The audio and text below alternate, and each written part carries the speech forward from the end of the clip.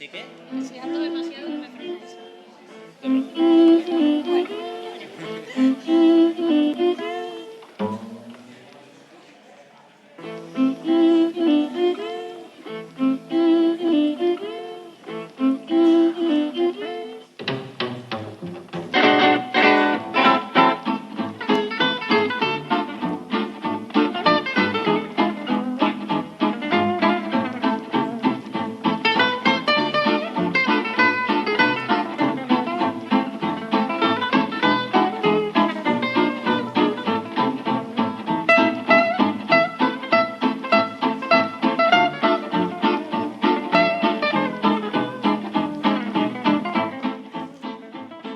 Buenos días, bienvenidos a todos a este nuevo podcast del Vermut de la Mundial. Somos Isabel, José y Pablo.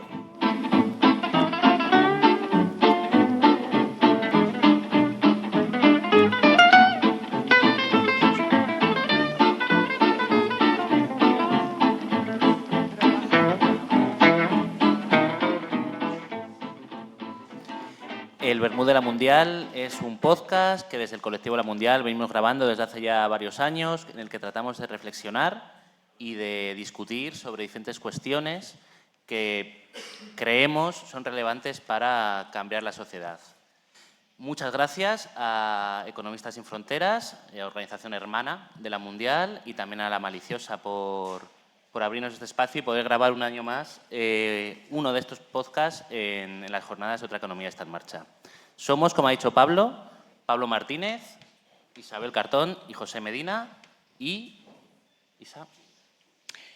Y estamos muy felices de estar aquí. Vamos a tratar de dar un poco de continuidad a lo que se viene trabajando en estas jornadas desde ayer. En esta ocasión con la compañía de Naya Sanzo, socióloga, periodista, experta en geopolítica internacional, especializada en particular, Naya, en Europa del Este. Eres miembro del grupo de investigación Geopolíticas vinculado a la Universidad del País Vasco. Bienvenida, gracias por estar aquí. Gracias por la invitación, muy contenta de estar aquí con todas vosotras.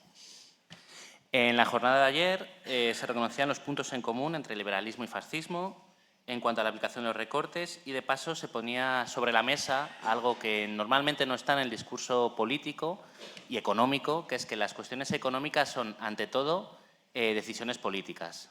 Todo lo que ocurre en la economía y en la sociedad tiene que ver con cómo organizamos esta sociedad y qué decisiones se toman colectivamente. Hoy, en la sesión anterior, habéis hablado de cómo podemos trabajar y cómo podemos avanzar hacia la vida buena, hacia cómo cambiar la sociedad y cómo satisfacer nuestras necesidades y tener una vida digna sin comprometer a las generaciones futuras y al resto de sociedades del planeta y de especies del planeta.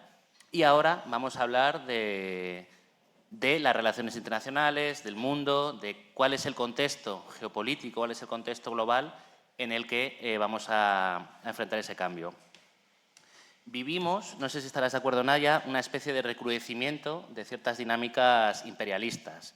De alguna forma, de unos años para acá, no está claro desde cuándo, pero hay un montón de dinámicas que tienen que ver con la vuelta a los intereses nacionales, que tienen que ver con la violación sistemática de los derechos humanos ya descarnada, es decir, ya ni siquiera se justifica por qué se están violando en nombre de grandes valores, sino que directamente se violan por puro interés de poder.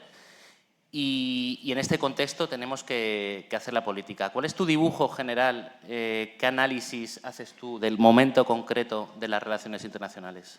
Bueno, el momento en el que estamos es un poco consecuencia de ese mundo de los años 90, ese fin de la historia que nos decía Francis Fukuyama, en el que desaparece cualquier intento de crear otra cosa y Estados Unidos queda como el hegemón, el capitalismo se queda solo, como dice uno de los últimos libros de Branko Milanovic, no hay alternativa. Las hay, pero no alternativas reales capaces de crear nada a medio, corto, incluso realmente largo plazo. Estados Unidos se queda como el mandamás, ya no hay nadie que le diga que no. Y empezamos a ver, el 91 es el punto de inflexión, no solo porque caiga la Unión Soviética, sino porque es la última vez en la que Naciones Unidas da una orden y Estados Unidos acata, que es la retirada de las tropas de Irak una vez de Kuwait, una vez las tropas iraquíes son expulsadas de Kuwait. Estamos en el mundo de Bush padre, Bush, el que había sido jefe de la CIA, que venía de todo ese mundo de los gobiernos de Reagan con la guerra sucia en Centroamérica. Parece que la guerra la hemos inventado ahora, las tendencias realmente no han cambiado tanto. Desde ese mundo al mundo de Bush hijo, yo vivía entonces en Estados Unidos y los meses anteriores a la invasión de Irak fueron terribles, los niveles de propaganda horrorosos que estaban en todas partes y que a cualquiera que se manifestara en contra de la guerra, lo que le decían era: si estás en contra de la guerra, vete a vivir a Irak. Cosa que después, en 2014, 2015, muchos años después, cuando ese país estaba completamente destrozado, dominado por el Estado Islámico, a veces daba ganas de volver a encontrarse con aquella gente y decirle: vete tú a vivir a Irak ahora. Todo esto es consecuencia de lo que hicisteis en aquel momento. En los meses anteriores a esta segunda guerra de Estados Unidos contra Irán han sido en parte muy parecidos, en el sentido de que la justificación realmente es la misma, armas de destrucción masiva, en aquel momento eran pues lo que eran en el caso de Irak, aquí son las armas nucleares, no existían las unas, no existen las otras, esa idea de que el enemigo puede atacar en cualquier momento.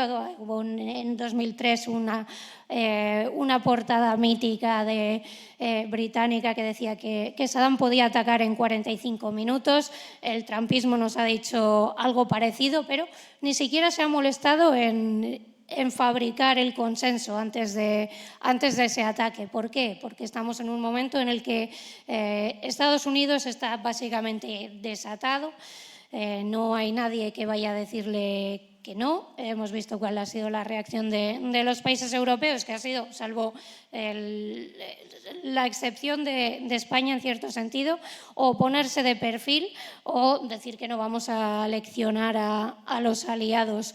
Estados Unidos está desatado porque el mundo está cambiando. No es solo porque no haya nadie que le diga que no, porque a Donald Trump no se le dice que no, sino precisamente por lo contrario, porque esa hegemonía se agota, el modelo económico, político, social, geopolítico en el que hemos vivido desde el final de la Guerra Fría se agota, y cuando se dan esos momentos los enfrentamientos no son inevitables, pero sí son más posibles. Estados Unidos ha ido perdiendo esa hegemonía económica. El ascenso de China es evidente. China no es la Unión Soviética, pero la Unión Soviética nunca tuvo el potencial demográfico y económico que tiene la China actual. El papel del dólar como divisa hegemónica en el mundo también está cambiando, no porque haya otra moneda que vaya a quitarle ese papel, pero sí porque los países han empezado a comprender que si usan el dólar y solo el dólar, son muy fácilmente sancionables, y la coacción económica es una de las herramientas al servicio de Estados Unidos, y han empezado a hacer negocios en las monedas propias o en términos bilaterales. Han aparecido una serie de estructuras que simplemente están empezando, pero que tienen la capacidad de poner nervioso a Estados Unidos. Y cuando todas esas cosas fallan, ¿qué queda? La fuerza. Naya, profundizando un poco a partir de lo que dices, es claro que hay raíces en términos de defensa de la hegemonía o de ese imperialismo más o menos explícito desde los años 90, pero percibimos que algo ha cambiado, ¿no? por un lado, tú lo has mencionado, quitarse las caretas y, bueno, pues decir que ya no buscamos la democracia, por ejemplo, ¿no?, en los países, sino que vamos a por el petróleo y tal, que nadie lo dudamos nunca, pero ahora ya se dice, digamos. Pero aparte de quitarse la careta o esta mala educación, esta disrupción en el discurso, en términos de relaciones internacionales, ¿qué es lo que ha cambiado? ¿O no ha cambiado nada? Quiero decir, ¿esto es una fase del capitalismo imperialista más? ¿Tú cómo lo ves? Esta es una fase quizá más extrema, posiblemente porque Estados Unidos es consciente de que lo que hacía hasta ahora ya no le vale. Yo me dedico sobre todo al tema Rusia-Ucrania, y después de la invasión rusa, cuando los países europeos y Estados Unidos empiezan a imponer sanciones, las de verdad, las serias. Las sanciones empezaron en 2014, pero las reales, las que pretendían hacer daño, empiezan en 2022 y fracasan, porque son sanciones occidentales a las que no se suma el resto del mundo. Ese sur global es casi todo el planeta en términos de población. En Occidente se tiende a calcular todo en términos de PIB. El tanto por ciento del PIB mundial reconoce la independencia de Kosovo. Bueno, eso no tiene ningún valor.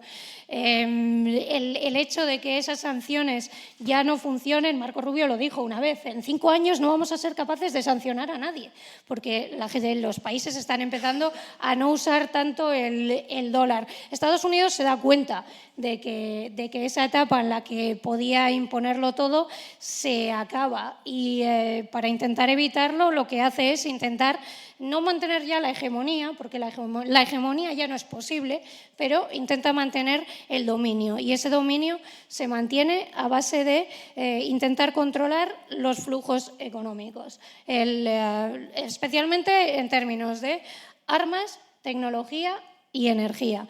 En los 3 aspectos, la Unión Europea queda al servicio, al vasallaje de Estados Unidos. En el tema del petróleo es especialmente claro. Estados Unidos está intentando controlar las materias primas que hacen mover la economía del presente, el petróleo, pero también las materias primas que van a hacer mover la economía del futuro. Ahí estamos en la cuestión de las tierras raras en Ucrania, ese acuerdo de minerales que era absolutamente colonial, que al final se matizó algo de lo que sabemos. Hay una parte que está clasificada, de la que no sabemos. Ahí entra en Groenlandia. La persona que ha conseguido el primer contrato en Ucrania para la explotación del litio es Ronald Lauder, de los Estée Lauder, de los cosméticos. Es la persona que metió en la cabeza de Donald Trump la idea de comprar Groenlandia, para que os hagáis una idea de que todo está vinculado y que todo está relacionado con controlar los flujos económicos, especialmente de esos 3 aspectos: tecnología, energía y armas, que bueno, todo va unido.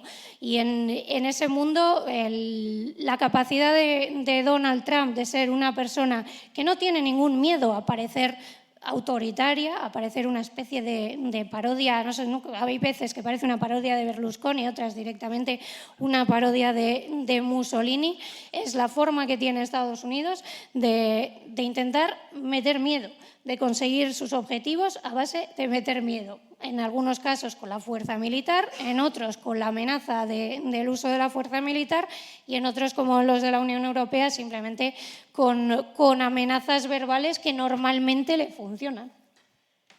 Naya, has dicho antes una cosa que me parece muy interesante, que es esta idea de que lo que está pasando ahora es de alguna forma la conclusión del mundo de los 90, la conclusión de la ideología del fin de la historia, y es interesante porque de alguna forma, como Trump es como es y como lo ocupa todo y todo esto, da la sensación de que todo esto empezó por Trump y de que cuando Trump se vaya, pues ya está, ya hemos vuelto a este mundo feliz. Pero a mí me interesa mucho porque los 90 fue una época en la que parecía que el liberalismo ya había triunfado, que ya habíamos llegado, que ya lo habíamos logrado. Fue la época en que la Unión Europea hizo todos los tratados, grandes tratados de la integración, y que había un discurso de la globalización. Bueno, la globalización es buena, nos vamos a globalizar, las grandes instituciones financieras, pero también había cierto discurso alternativo, antiglobalización, antiglobalizador. ¿Tú crees que en ese momento hubo la posibilidad, de alguna forma, generar otra dinámica internacional más multilateralista o que de alguna forma estamos predeterminados, tras la caída de la Unión Soviética, a esta especie de decadencia imperial del hegemón y con toda la violencia que... Predeterminado no hay nada es inevitable. Ese momento de Seattle pues sí que causó pues unas grandes esperanzas, pero tenemos que tener en cuenta que, claro, lo vemos ahora, o cuando lo veíamos entonces, yo era pequeñita, pero recuerdo esa especie de optimismo que había, que era, si lo pensamos realmente, era falso.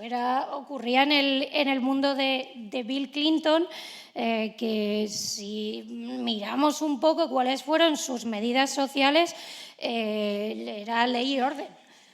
Hubo recortes en lo poco que puede tener Estados Unidos de esa red social. Realmente es la expansión del neoliberalismo a nivel mundial. Margaret Thatcher dijo muchas tonterías, pero aquello de que la sociedad no existe, existe el individuo, si lo pensamos un poco, ha calado bastante. Y eso llega hasta nuestros días. Y si no resolvemos ese problema, podemos hablar de causas sociales, podemos hablar de organización, pero vamos a hacer organización muy autónoma, que no va a ser capaz de unirse con otras luchas. El neoliberalismo ha hecho mucho daño, no solo a nivel económico, sino sobre todo a nivel social, precisamente porque ha calado ese discurso de mis intereses, y de ahí se ha pasado también a ese retorno a una especie de nacionalismo que no es nacionalismo realmente, es directamente ya chauvinismo. Y si lo vemos en Estados Unidos, si al nacionalismo de Estados Unidos le metemos ese giro cristiano que se le está metiendo ahora mismo, con ese nacionalismo cristiano blanco, tenemos una cosa muy extraña en la que el presidente de Estados Unidos se dibuja como Jesucristo, se enfrenta al Papa. El vicepresidente de Estados Unidos le dice al Papa que se ande con ojo cuando habla de teología. Nos queda un mundo extraño, pero que realmente en lo retórico es muy diferente a lo que teníamos, pero que tampoco se ha diferenciado tanto de los años anteriores. Entre un Trump y otro ha habido una legislatura normal de los demócratas, la que en política internacional no se ha echado atrás absolutamente nada. Donald Trump anunció que trasladaba la embajada de Estados Unidos en Israel de Tel Aviv a Jerusalén. Anunció el reconocimiento de los Altos del Golán como territorio israelí, el Sáhara como territorio marroquí, salió del acuerdo nuclear de Irán. Nada de eso se echó atrás en los 4 años de Biden. Sabemos que Biden no estaba muy en condiciones de liderar Estados Unidos, pero tenía un equipo que era muy potente en política internacional, que no echó atrás nada. Yo sé que los países europeos tienen un poco esa esperanza de que después de Trump, el trumpismo no puede sobrevivir sin Trump. Por lo tanto, después de Trump vendrá alguien, entre comillas, normal. Trump no es una aberración del sistema. Trump es la continuación del sistema en su fase extrema. Estamos al final de algo. Esos finales de algo son momentos en los que se puede construir otra cosa, pero son también momentos peligrosos. Esa oportunidad de los años 90 desapareció muy rápido porque el capitalismo había ganado y porque había toda una serie de mecanismos en los que se dejaba hacer, parecía que se podía hacer algo nuevo, pero en realidad estábamos totalmente bajo control, y ahora mismo corremos el riesgo de seguir ese mismo camino. Ahora más adelante vamos a profundizar más en esto de la vuelta a lo normal, ¿no? y todo esto, ¿no? Pero antes, para terminar la lógica esta de los bloques, ¿no? Vamos a escuchar un momento un audio que... La posición del Gobierno de España ante esta coyuntura es clara y consistente. Es la misma que hemos mantenido en Ucrania o también en Gaza. En primer lugar, no a la quiebra de un derecho internacional que nos protege a todos, especialmente a los más indefensos, a la población civil. En segundo lugar, no a asumir que el mundo solo puede resolver sus problemas a base de conflictos, de bombas. Y finalmente, no a repetir los errores del pasado. En definitiva, la posición del Gobierno de España se resume en 4 palabras: no a la guerra. Y no podemos jugar a la ruleta rusa con el destino de millones de personas. Bueno, no sé si quieres hacer alguna valoración de las palabras, hermosas palabras del presidente del Gobierno. Tengo curiosidad luego en el turno de preguntas porque has trazado un recorrido histórico brevemente que se remonta a los 90. Gran parte del público aquí sois chicos y chicas muy jóvenes y tengo curiosidad por ver cómo contempláis ¿Cómo esa entienden la prehistoria, no?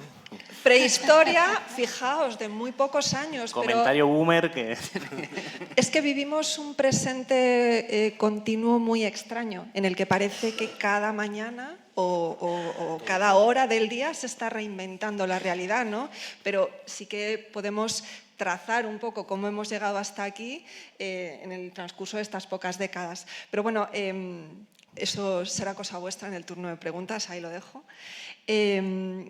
Has dicho que Estados Unidos ha renunciado a la hegemonía, apuesta por el dominio a base de tirar bombas de las armas, la tecnología y la energía. ¿Existen, a tu juicio, modelos alternativos, otros liderazgos a nivel global que se opongan a esa mirada, a ese canto del cisne del poder tradicional de Estados Unidos? ¿Qué pasa con China? ¿Qué pasa con la Unión Europea? Si es que pasa algo en la Unión Europea. El viejo continente parece que nunca fue tan viejo. En la Unión Europea pasan muchas cosas. Bueno, Pedro Sánchez se intenta presentar como ese líder mundial capaz de decirle que no a Estados Unidos, negarle el uso de las bases para una guerra flagrantemente ilegal. Eso creo que ya a estas alturas nadie lo disputa. Negarle el espacio aéreo, luego igual es un poquitín más matizable si se ha hecho o no. Pero Pedro Sánchez dice también una cosa, que es que la postura de España es la misma en Gaza, en Líbano, en Irán y en Ucrania. Cosa que eso sí que es bastante discutible. Es decir, a uno de esos países se le han enviado misiles Patriots para defender su espacio aéreo. Al resto no se les ha ofrecido ninguna asistencia militar para defenderse. Hay cazas bombardeando, o ha habido Gaza, Líbano, Siria, Yemen, Irán, y solo se ha ofrecido asistencia militar. Se ha presentado además como una obligación moral de los europeos que tenemos que defender a un país agredido. Antes de ayer, hace unos días, la ONU sacaba el último informe de víctimas civiles en Ucrania. Había 211 en el mes de marzo, que era duplicar la del mes anterior. Hubo 300 muertos en una tarde en Beirut. Así que decir que tenemos la misma postura en unas guerras y en otras, tenemos las posturas sobre las guerras teniendo en cuenta si las víctimas son, esto puede sonar muy cínico, pero si las víctimas son políticamente útiles para nuestros objetivos. Esto es un poco salvaje decirlo, pero en la geopolítica las cosas funcionan así. Las posturas de los estados, las posturas de las organizaciones internacionales se basan fundamentalmente en qué es útil para sus intereses.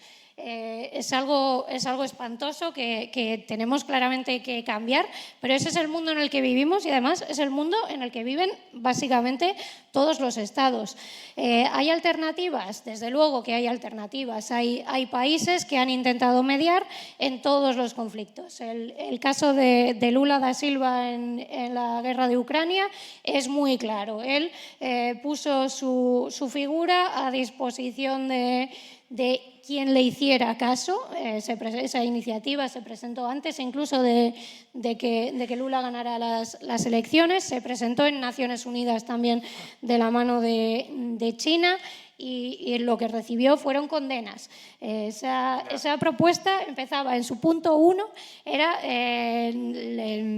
respetar la integridad territorial de todos los países. Es decir, esa iniciativa no era prorrusa.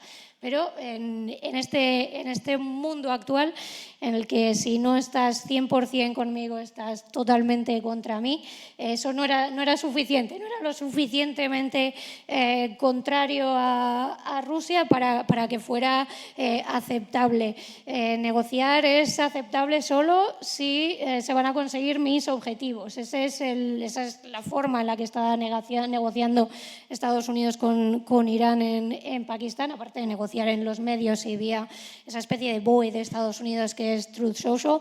¿Dónde está China en este mundo? Yo tengo cada vez más la sensación de que China quiere jugar en la liga de Estados Unidos.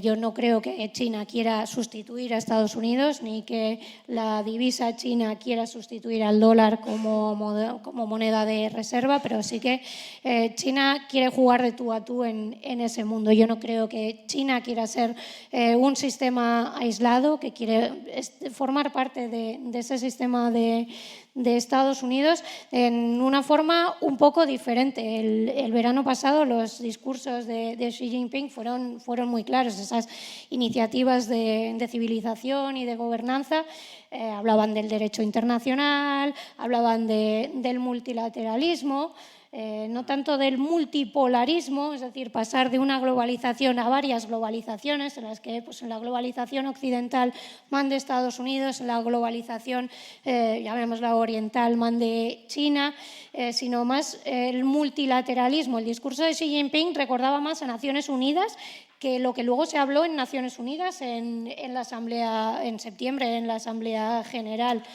Es un mundo complejo. En ese contexto de bloques, ¿no? del peso de China y de la estrategia china en ese sentido, de Estados Unidos, antes había un continente que se llamaba Europa, no sé si te acuerdas, ¿qué pinta en todo esto? ¿Qué puede pintar en todo esto? No, para empezar, ¿cómo definimos Europa?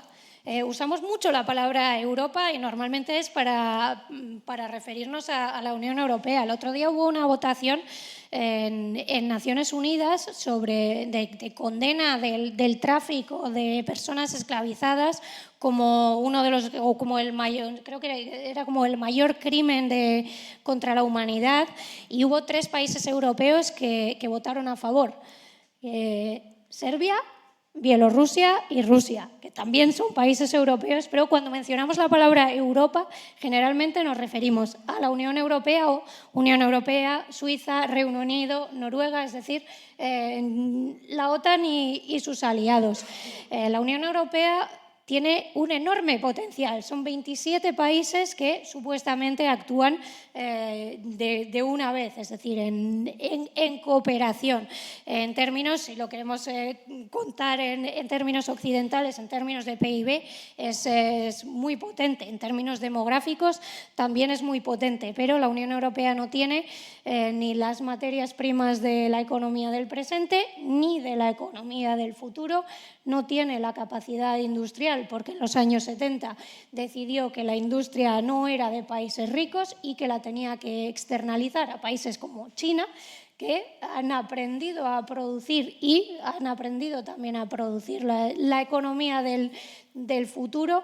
No tiene la capacidad de tener su propia energía. Ha decidido, en 2022, decidió que su suerte está vinculada a Estados Unidos y se ha sometido a Estados Unidos en los aspectos más importantes, y ahora lo está pagando. En el momento en el que Donald Trump decide que va a tratar de la misma manera a aliados y a enemigos y llega a amenazar la integridad territorial de un país aliado de la OTAN, y luego negocia ¿Qué pasa con Groenlandia? Por supuesto sin Groenlandia, pero ni siquiera sin Dinamarca. Directamente con la OTAN nos está diciendo que la Unión Europea no está ni se le espera.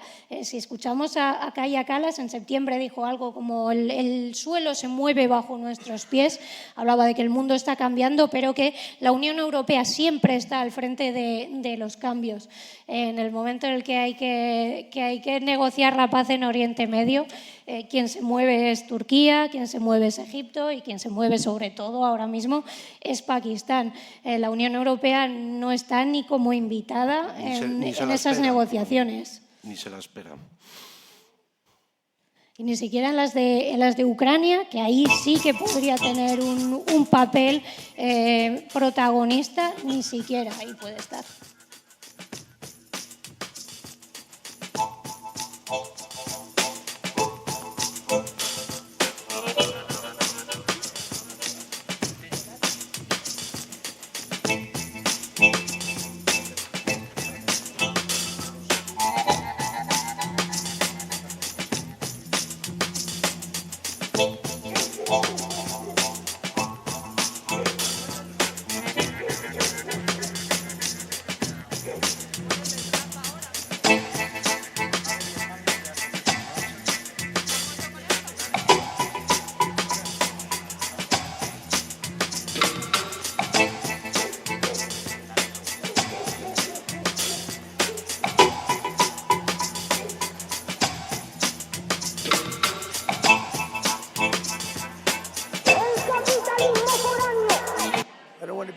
Guy. I don't want to speak too soon, but we do very well. You notice that we're doing very well. And I will say the war in Iran is going along swimmingly. We can do whatever we want.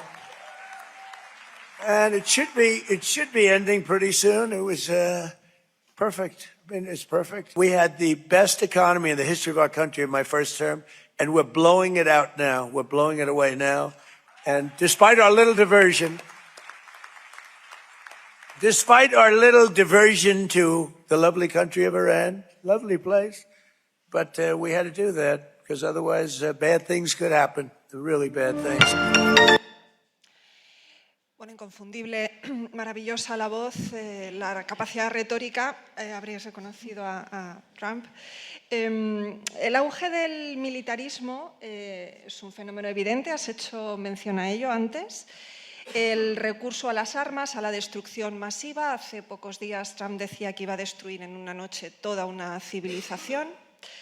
Se están disparando los presupuestos en defensa, por cierto, también en este país, con un gobierno el más progresista de la historia, más o menos. Alemania también está multiplicando su presupuesto en defensa. Cada vez más la muerte, la destrucción teledirigida están en las pantallas, en nuestra cotidianidad, y hay como una carrera para unir las industrias tecnológicas y armamentísticas. Esta semana había una noticia muy curiosa, porque era una noticia vieja, realmente esto se produjo el año pasado. Trump nombró tenientes coroneles del ejército estadounidense a varios miembros de las empresas tecnológicas de Silicon Valley, lo cual no sentó muy bien en el ejército, pero ahí está, sellando esta alianza entre tecnológicas y ejército. Se multiplica la capacidad de asesinar al mismo tiempo que se reducen las posibilidades de pedir cuentas por ello. En este escenario,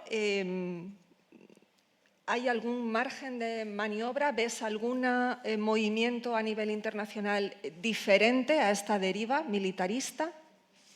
No, ahora mismo la deriva militarista es evidente. En Europa se ha achacado al peligro ruso. El otro día había una encuesta en la que se preguntaba a la población de varios países, incluida la española, cuál era el principal riesgo, y a la población española le daba más miedo un ataque de Donald Trump que uno de Vladimir Putin. Pero si luego mirábamos qué pasaba con la OTAN, creo que era el 29% quienes defendían abandonar la OTAN. Por lo tanto, tenemos miedo a Donald Trump, pero queremos estar en una alianza militar dirigida por el país de Donald Trump.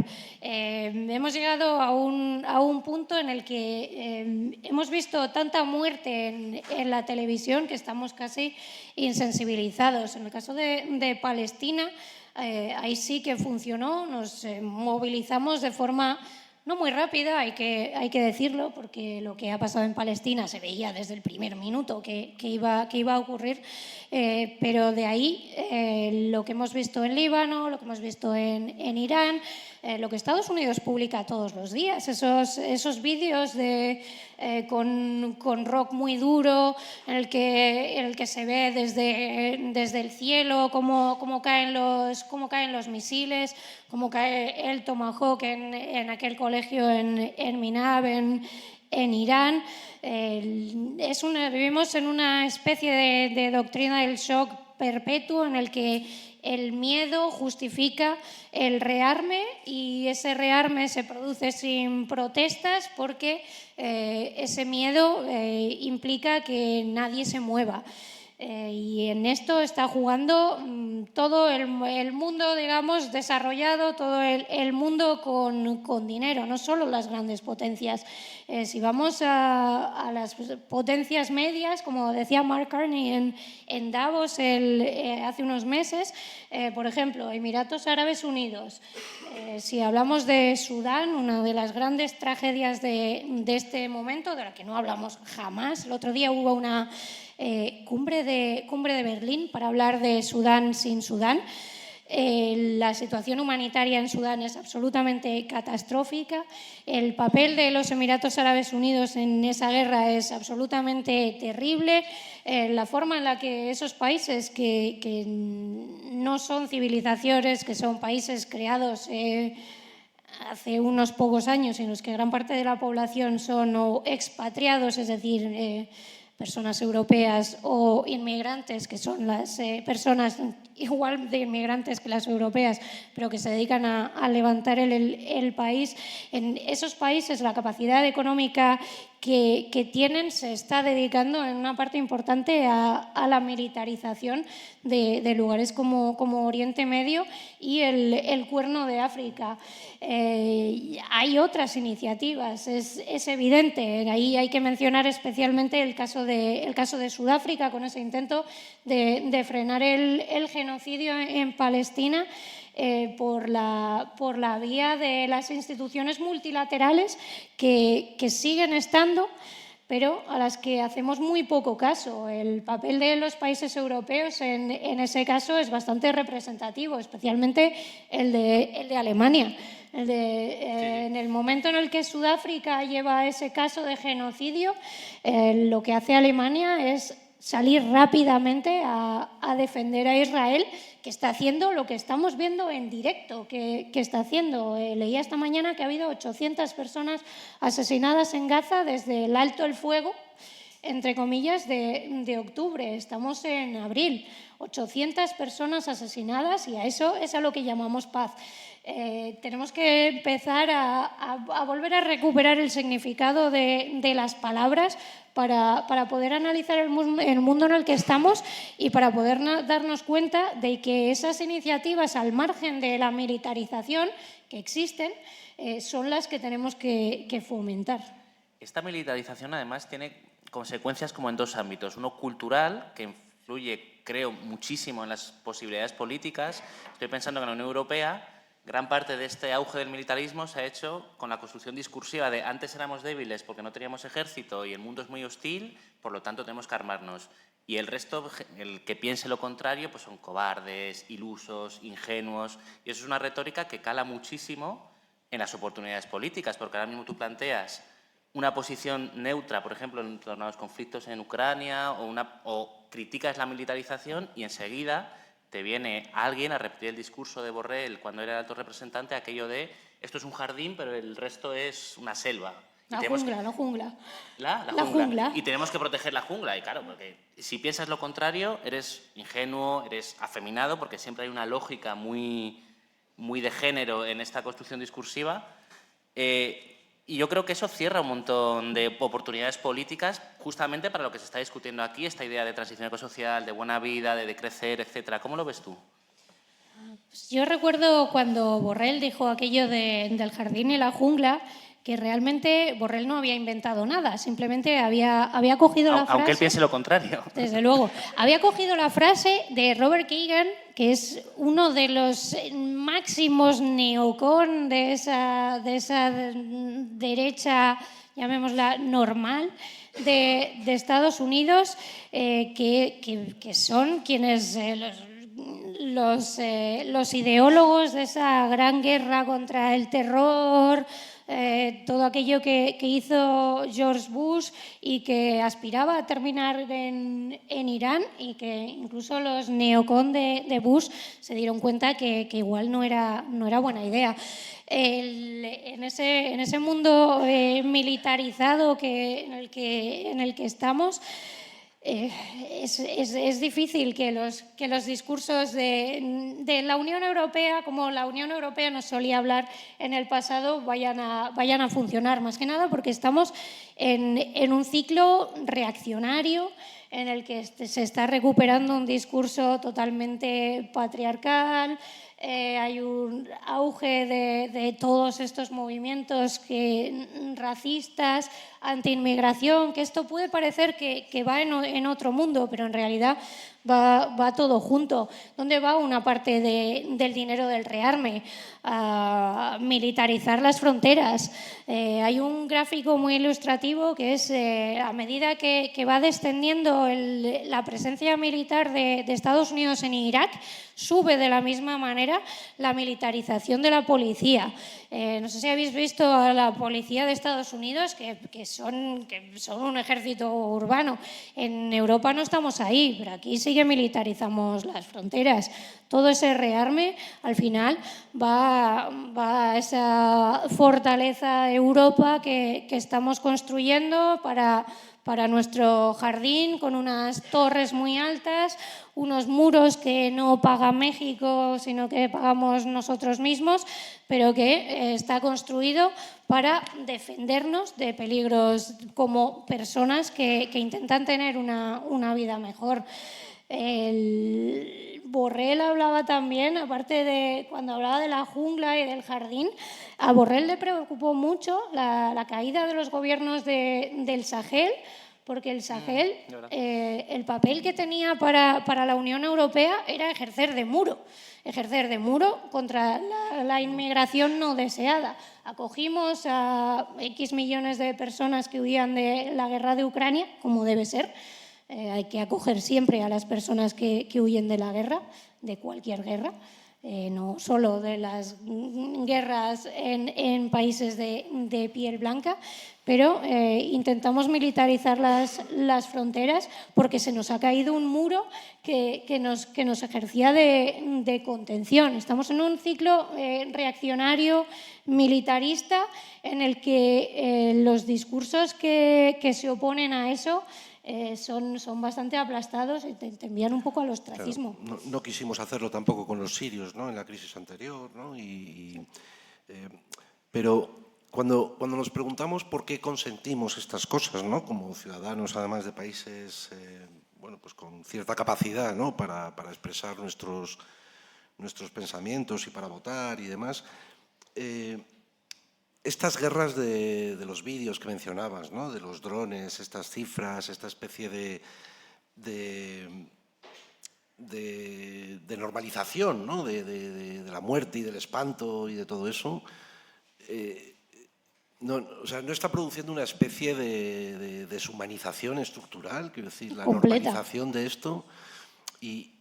Pero ese elemento es nuevo, es decir,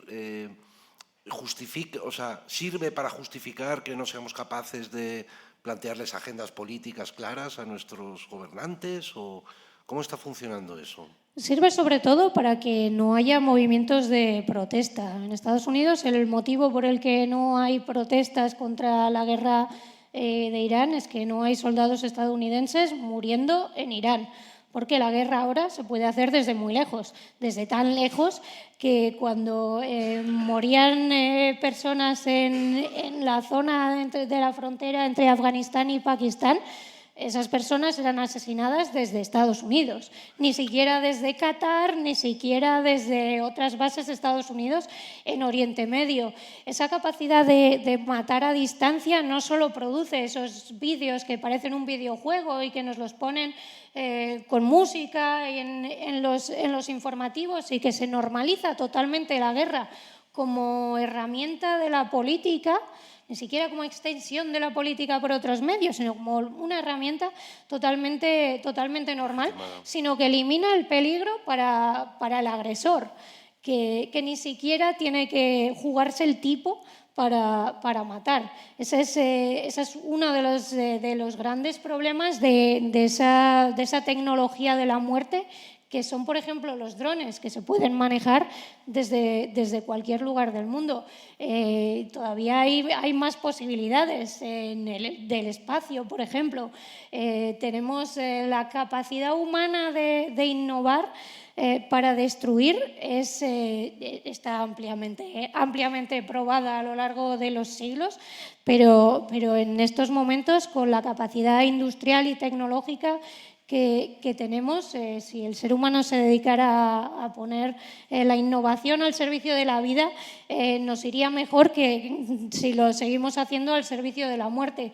Pero, por desgracia, esa industria, ese keynesianismo militar que fue también base del crecimiento económico de Estados Unidos de la Guerra Fría, sigue estando ahí. Es así como han reaccionado los países europeos, Estados Unidos, también Rusia, desde 2022, y va a seguir siendo así. En el caso de Estados Unidos es brutal. El 1,5 trillón, en el sentido estadounidense, que Donald Trump quiere como presupuesto militar para el año que viene, que nadie sabe muy bien qué van a hacer con tanto dinero. Ni siquiera el propio Pentágono dice necesitar esas cantidades, el trillón actual al 1,5 trillón. Estamos en cantidades que son totalmente estratosféricas, que a nadie le entran realmente en la cabeza, y si no entendemos lo material de las cosas, realmente no podemos proyectar siquiera lo que estamos consiguiendo con ellas. Es un poco el elevar la cuestión de esos vídeos de los drones a ya los presupuestos y a la capacidad de no darnos cuenta de lo que estamos haciendo.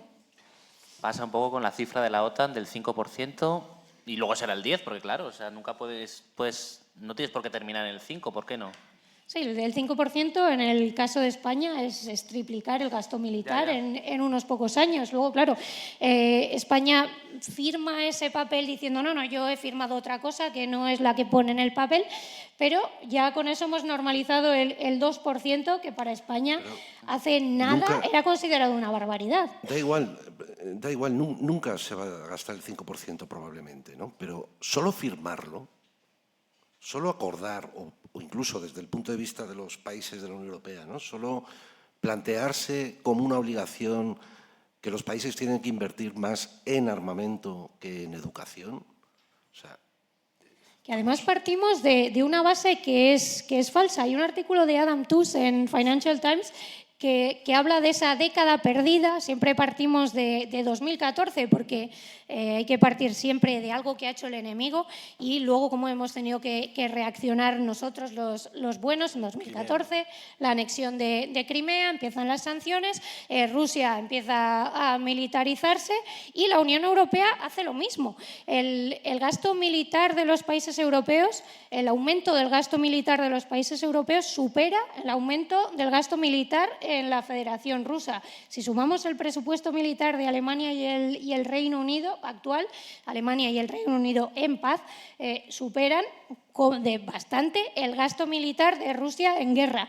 Es decir, que tenemos esa necesidad objetiva, según Trump, de aumentar el gasto militar, de un gasto militar que ya había subido mucho. O sea, que esa idea de la década perdida es totalmente falsa. O sea, que realmente tenemos que mirar un poco siempre los datos para que no nos engañen con cosas que realmente no ocurrieron. Un poquito de música y entramos en el último bloque y las preguntas vuestras.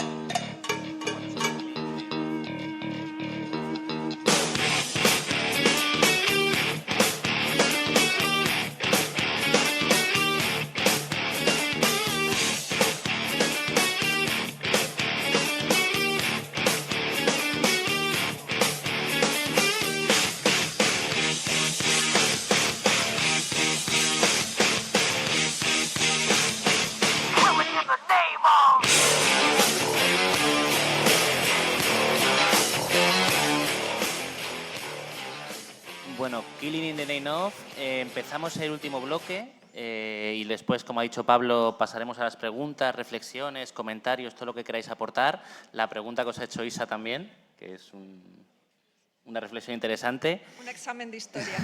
Justamente este fin de semana está en Barcelona Lula, que ya ha hablado Naya. Lula lleva desde los 90 y antes con nosotros, liderando de alguna forma simbólicamente el progresismo, o sea que es un buen ejemplo. Esta semana, Con nosotros los socialdemócratas, dices. Con nosotros los socialdemócratas, reformistas y de centro-izquierda. Bueno, yo camisa no llevo, pero a veces me pongo. A finales de este mes se reúnen en Colombia alrededor de 50 países para celebrar una cumbre dedicada a ver cómo salir de la geopolítica de los combustibles fósiles. Gustavo Petro, con todas sus cosas, también es otra de esas líneas un poco divergentes dentro de Claudia Sheinbaum también, que también está en Barcelona. Naya, ¿qué países, organizaciones, espacios políticos podemos buscar, has comentado Sudáfrica también antes, identificar para pensar en otra forma de mundo que combata y que sea diferente a esta lógica militarista que venimos comentando? Bueno, lo que hay dentro de lo, llamémoslo, aceptable, las figuras que no se consideran radicales, básicamente está en Barcelona. Son Petro, Lula y Claudia Sheinbaum, que tienen todos sus límites. Gustavo Petro ha tenido intervenciones importantes, sobre todo en relación a Gaza, aquello que dijo de que Gaza era el futuro del resto del mundo, que sonó un poco a hipérbole, que lo era, pero sí que es una advertencia de que eso que le pasa a ese pueblo le puede pasar al resto del mundo, porque nosotros en Europa pensamos que bueno, aquí ya no, aquí estamos, tenemos estos valores, tenemos esta seguridad, bueno. Las cosas no sabemos hacia dónde pueden girar. Pero realmente ninguno de esos países o de esos líderes que hablan de otro tipo de mundo, Lula es uno de ellos. El papel de Brasil, por ejemplo, en Haití no se cubrió de gloria tampoco. No hay algo que podamos decir, bueno, pues este líder es la persona a la que podemos seguir. Hay que construir cosas nuevas, recuperar cosas del pasado es muy difícil. Las alternativas las alternativas que hay a día de hoy son bloques como BRICS, que hasta hace nada era básicamente un club de amigos. Es evidente que su peso ha crecido, tienen un banco de desarrollo, una idea de crear sistemas alternativos de pago, más que nada para evitar toda la cuestión de las sanciones de Estados Unidos, pero su lógica es la misma geopolítica de del resto del mundo, que es esas relaciones de poder, intentar maximizar los intereses de esos países miembros en un mundo que es de lucha de grandes potencias. En ese mundo es muy difícil salir con un modelo alternativo. Más que nada porque las grandes potencias se juegan demasiado y en los momentos en los que sienten que se juegan demasiado son capaces de hacer cosas como amenazar con borrar de la faz de la Tierra una civilización entera. Ese es el gran problema. Por otra parte, el campo está completamente abierto, es decir, cuando no hay una alternativa clara es cuando se puede crear esa alternativa. El problema es que tiene que haber un peso especialmente demográfico, una serie de países que se unan en torno a un modelo de civilización que no sea contra nadie y que no necesite esa lógica de la militarización. Ahora, ¿quién puede ser ese grupo de países? Presagio que no serán los de la Unión Europea en esta forma actual en la que le hemos dado diplomacia a la ex primera ministra de Estonia y defensa a un representante de Lituania. Sí, la presidenta de la Comisión es una exministra de Defensa. Quiero decir que está todo como muy alejado de lo que nos estamos jugando. Porque por tratar de virar un poco y ver de dónde podrían surgir esas alternativas, que ya nos lo has puesto muy negro, Naya, muy difícil, nos estamos jugando el futuro de la vida en el planeta. Y estamos hablando de quedarnos con el control, bueno, Estados Unidos que se quede con el control de las reservas de petróleo del mundo, ¿no? Entonces, es una lógica tan alejada de las necesidades acuciantes de la crisis ecológica brutal que estamos viviendo. ¿Crees que hay algún liderazgo por ahí que esté poniendo más el foco en esto? ¿Que se atreva a dar un paso adelante para poner sobre la mesa otras lógicas? El problema es que puede haber líderes que lo hagan, pero que para llevarlo a cabo las cosas se pueden decir y se pueden escribir artículos, el papel lo aguanta todo, el problema es llevar esas cosas a la realidad. Estados Unidos se está haciendo con el control del flujo de petróleo. Hoy permite la compra de petróleo ruso durante un mes, porque Estados Unidos puede permitirse decir quién puede comprar petróleo y quién no. Estados Unidos ordena que los países, le ha dado básicamente órdenes al Reino Unido de abrir el Mar del Norte y que empiece a destruir también aquello. No hemos destruido suficiente mundo, hay que proteger la economía de los combustibles fósiles. El país que más manda en el mundo nos está diciendo que tenemos que destruir todavía más el mundo. El resto de países somos muchos más. Tendríamos la capacidad de decirle que no a Estados Unidos. El problema es la voluntad. Es decir, se puede hacer. Hay que unirse y decirle que no a Estados Unidos, que no puede controlar Oriente Medio, que no puede controlar América Latina. Realmente no es tan difícil. El poder de Estados Unidos no es ilimitado. Estados Unidos no es capaz de decir que no a una unión de excesivos países. El problema es que tiene que estar la voluntad y tiene que haber una alternativa. Es evidente que en términos de energía están apareciendo nuevas formas de energía que van a sustituir a los combustibles fósiles. Eso es evidente, pero hasta que llegue ese momento, que todavía falta un tiempo, todavía no se puede sustituir esas energías, los países que controlen esos flujos van a seguir dominando el mundo. Por desgracia, ese país es Estados Unidos, que tiene demasiados aliados en ese mundo de los combustibles fósiles, entre ellos, en este caso, también la Federación Rusa, que también le interesa mantener esa economía. Dos súper enemigos, teóricamente, en esto están totalmente de acuerdo. Y ahí, en este sentido, sí que China tiene un peso gigante, porque China es quien está impulsando mucho más que la Unión Europea. La Unión Europea lo hace en términos políticos, pero quien es capaz de producir todo ese material, todos esos paneles solares, está siendo China. Hablamos ya de petroestados contra electroestados, ese ascenso es evidente, y que el tiempo de los combustibles fósiles se acaba, pero hasta que se acabe seguramente lo hará destruyendo la mayor cantidad de planeta que pueda. Solo hay que ver los países por los que tiene interés Estados Unidos. Si lees la Estrategia de Seguridad Nacional, creo que son 3 párrafos sobre África, y uno de ellos es sobre los minerales del Congo. La voluntad de Estados Unidos no es solo controlar los combustibles fósiles, sino también todas esas materias primas. El extractivismo no acaba cuando acabe el petróleo, de esa economía del futuro.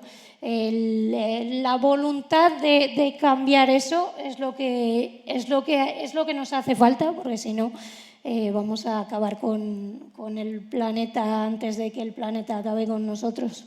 En esta voluntad, y enlazando un poco con la idea de creación de un nuevo modelo de civilización, que me parece muy interesante, y plantearlo además en esos términos, pensando en nuestra función como europeos, blancos, que vivimos aquí en un país de más o menos el centro imperialista del mundo, en términos al menos de modo de vida imperial, de consumo de materiales, etcétera.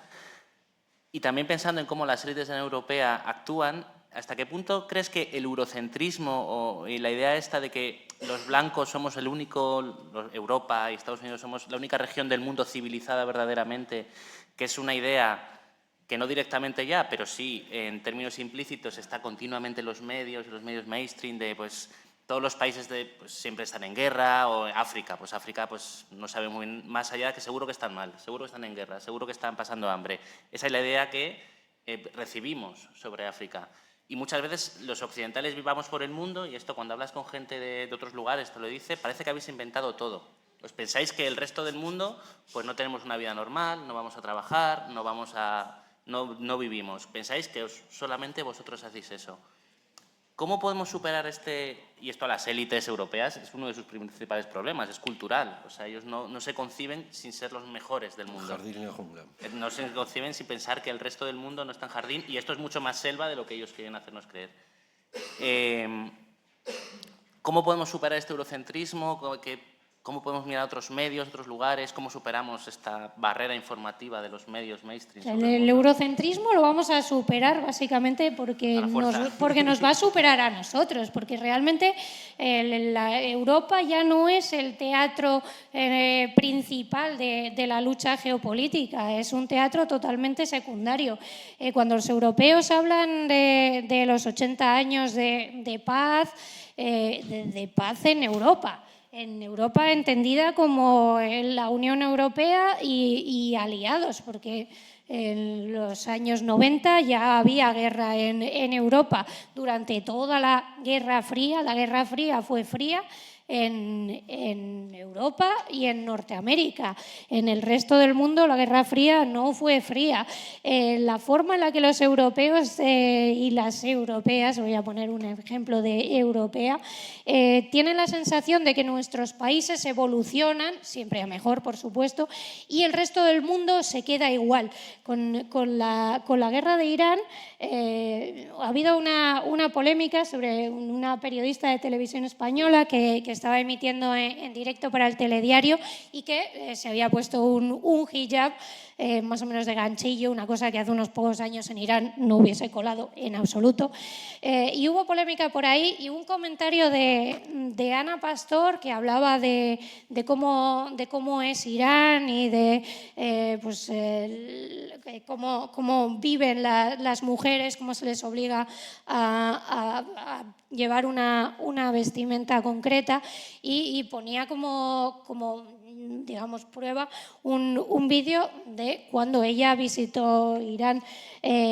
Yo llegué a Irán, crucé la frontera desde Armenia en 2014, iba vestida para los tiempos de Ahmadinejad, es decir, pues más o menos 5 o 6 años antes, que era cuando la persona que me había recomendado que ponerme había estado en Irán. Me costó 5 minutos darme cuenta de que era la persona más tapada de aquel país. Irán había cambiado mucho ya entonces, y desde 2014 solo hay que ver las imágenes que se ven ahora de mujeres sin hijab. No digo que la situación de las mujeres sea de igualdad con respecto a los hombres, ni mucho menos, pero sí que todos los países evolucionan.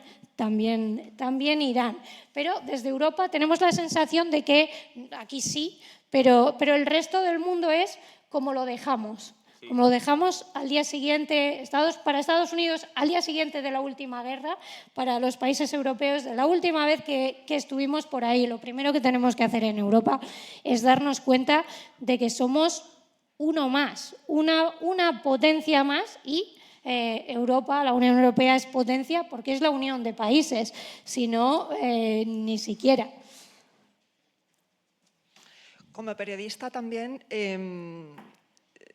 ¿qué opinas del statu quo, de las hegemonías mediáticas y del discurso imperante al que acabas de hacer mención? Porque realmente los medios cada vez más están más concentrados, las fuentes están más reducidas, sobre todo en información internacional, y es más complicado acceder a información mínimamente honesta sobre lo que de verdad sucede en el mundo. Has puesto un buen ejemplo ahora con Ana Pastor, y que no sé si se considera una experta en Irán por haber entrevistado a Ahmadinejad y estar de visita unos días, no lo sé, pero ¿qué alternativas tenemos para informarnos y para generar ya otra estructura de pensamiento que nos saque de la agenda, bueno, que nos empiece a liberar un poco de la agenda y de las prioridades establecidas? Por ahí es por donde más podemos hacer, porque ahora tenemos unas facilidades inmensas para obtener información. Si seguimos los medios hegemónicos, vamos a tener siempre el mismo discurso. Prácticamente va a ser muy parecido en cualquier medio que leamos. Hay un enorme problema en la cuestión de los expertos y las expertas con la infiltración masiva de think tanks y todo tipo de organizaciones interesadas. Cuando escucháis, por ejemplo, a José María Aznar hablar de Irán, que sepáis que estáis escuchando a un lobista. Aznar tenía en Estados Unidos un chiringuito, porque lo es, la Fundación Amigos de Israel, con el ex primer ministro de Canadá, conservador, Stephen Harper, que lleva más de una década, primero haciendo lobby contra el acuerdo nuclear y después ya por la guerra contra Irán.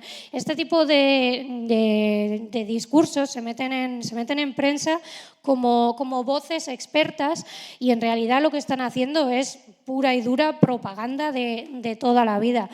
Sin embargo, con las herramientas que tenemos hoy en día, tenemos la capacidad de difundir discursos alternativos. En esto sí que hay un enorme campo abierto en el que se pueden generar dinámicas colectivas que sean totalmente transnacionales, porque tenemos la capacidad de estar en contacto permanente y en directo con todo tipo de personas que puedan ser afines, más o menos afines, pero con las que podamos al menos contrastar esas informaciones. En el campo de la comunicación, ahí es donde la situación está muy difícil, evidentemente, porque los medios hegemónicos son los que tienen el poder, pero hay unas posibilidades enormes de generar nuevas dinámicas y de ser capaces de difundir un mensaje mensaje más real desde el terreno. Y eso lo hemos visto en Palestina, porque hemos visto lo que ha pasado, lo hemos visto en directo. Y creo que es lo más importante que hemos tenido. Es lo que hace diferente el genocidio de la población de Gaza de otros genocidios de los que se nos ha hablado, pero que no hemos visto en directo.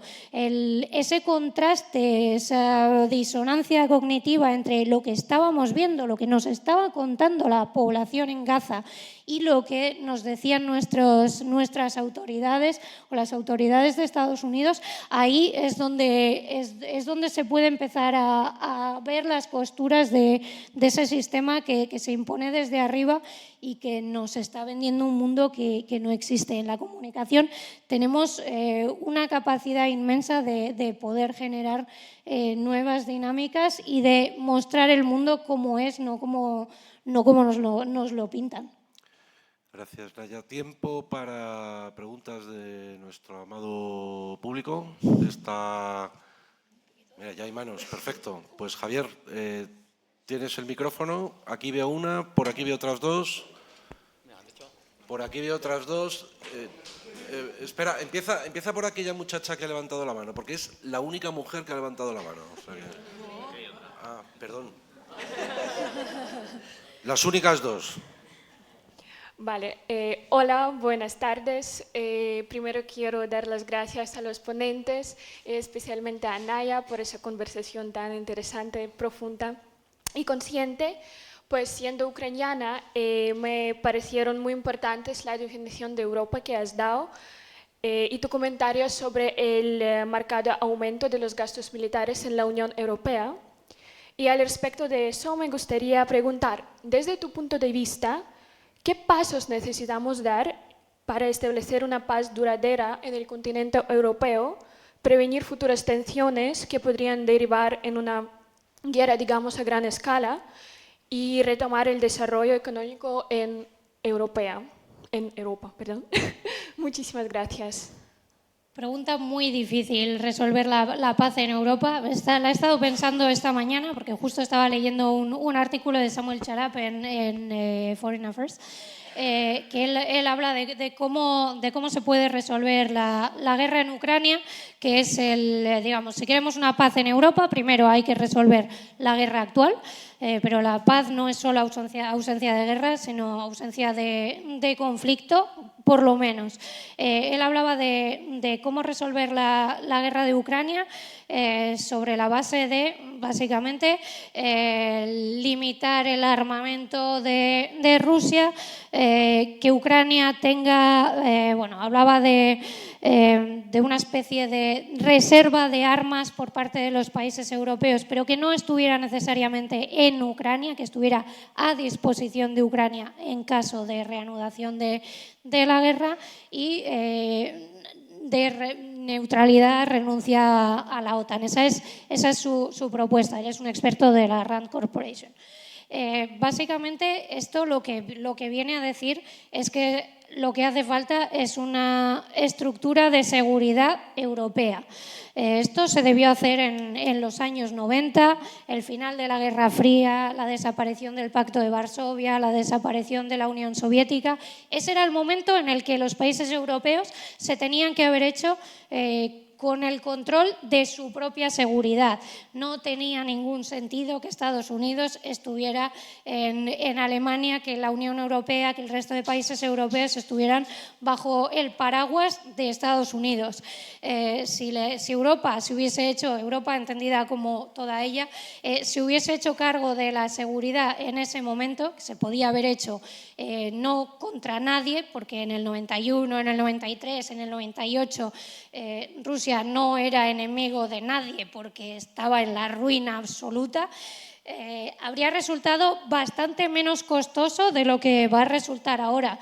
que nos hemos empeñado desde los años 90 en que la estructura de seguridad europea tiene que ser contra alguien.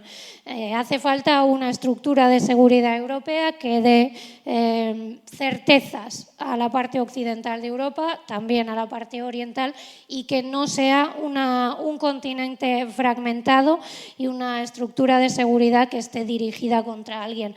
Hasta que no nos demos cuenta de que la solución va por ahí, vamos a seguir en esta dinámica de mantener conflictos abiertos. Nos puede gustar más o menos, pero Rusia es una potencia europea que siempre va a tener algo que decir en el continente europeo.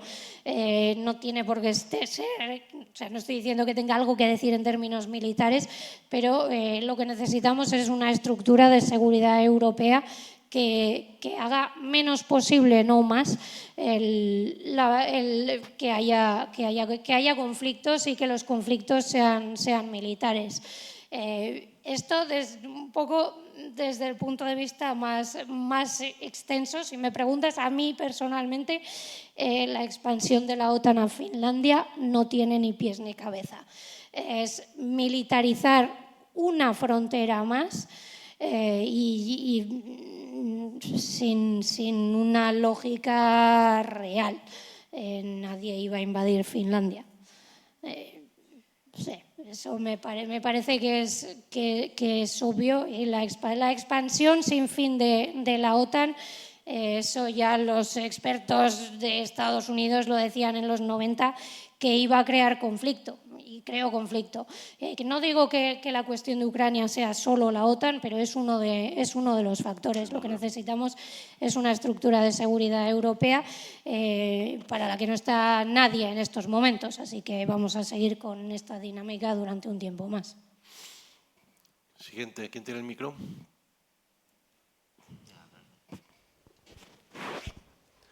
Hola, buenos días. Nada, en primer lugar, muchas gracias por la charla, me ha parecido que ha estado muy interesante.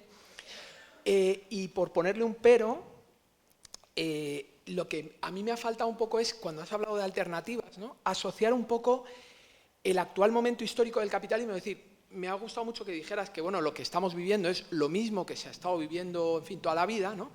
Pero es sobre todo asociar el actual momento histórico del capitalismo con el declive de los recursos energéticos y concretamente con los recursos fósiles. ¿Por qué? Porque si realmente entendemos como que el capitalismo es un sistema de crecimiento constante porque necesita de alguna manera generar un profit, ¿no?, ya sabemos que después de los 30 gloriosos, ¿no?, hubo digamos, este club de Roma que mandó a hacer ese informe famoso el informe Meadows, ¿no?, que habló de los límites del crecimiento, ¿no? Y es curioso cómo digamos, a mí lo que me ha faltado un poco de que, por la parte de las alternativas, es que se hablara de por qué en la situación actual, la administración actual americana, Trump, está actuando de esta manera como, podríamos decirlo, un poco acelerada con respecto a la época Bush hijo o incluso a épocas anteriores, y es porque les está entrando prisa. Y la prisa, porque si lo vemos un poco como las guerras como todas consecutivas, Estados Unidos lo dice claramente, es decir, lo que le va a permitir mantener, quizás no la hegemonía, pero sí el control de la situación, o por lo menos de su sociedad, del American Way of Life, es, como has comentado, el control de los recursos energéticos y minerales. Y ahí hay dos cosas que quizás por eso en la pregunta habría que hacerse más con el tema de qué es la guerra de Rusia, ¿no?, la guerra de Rusia con Ucrania. Es que si los dos lugares del mundo más importantes son el Golfo Pérsico, o sea, el Golfo, ¿no?, con las guerras Irak 1, Irak 2 y las dos guerras rápidas, Irán 1 el año pasado y Irán 2, Libia, etcétera, Siria, ¿qué es la guerra de Rusia? Es que ya sabemos a día de hoy que los americanos pensaron que, bueno, si la Guerra Fría acabó cuando los rusos perdieron o la Unión Soviética se desmembró tras la guerra de Afganistán, había un proyecto que es, coño, es que Rusia es el principal productor de gas del mundo. Coño, es que Rusia es el país, en cuanto a tamaño, más grande del mundo, con los recursos minerales que tiene. bueno, pues quizás habría que plantearse que igual el envite que había con la guerra ucraniana era un envite que ha salido mal y por eso se está cambiando el discurso, que era el envite de trocear Rusia. Es decir, tú metes a Rusia en una guerra contra, no Ucrania, sino contra Europa y matas dos pájaros de un tiro. Por un lado, pones a los pies del caballo a Alemania, que es el motor económico que ha sido el motor económico de Europa y que ahora depende energéticamente del gas licuado norteamericano, porque eso nunca se cuenta, y termino, perdón, es que no he expuesto tampoco, es qué es lo que ha llevado a la crisis actual económica del modelo alemán. Entre otras cosas ha sido la desaparición de su fuente de energía esencial, que era el gas ruso para su industria.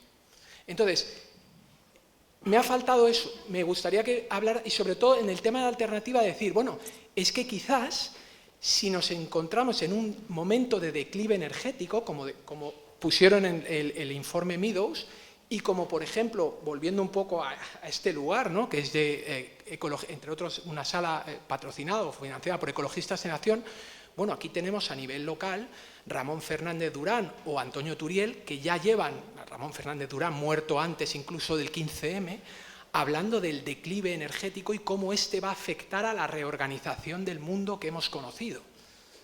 Entonces, me gustaría un poco que profundizaras ahí, porque quizás explica el porqué digamos, del guerrerismo tan rápido y tan hostil y el cambio de postura de la administración actual americana.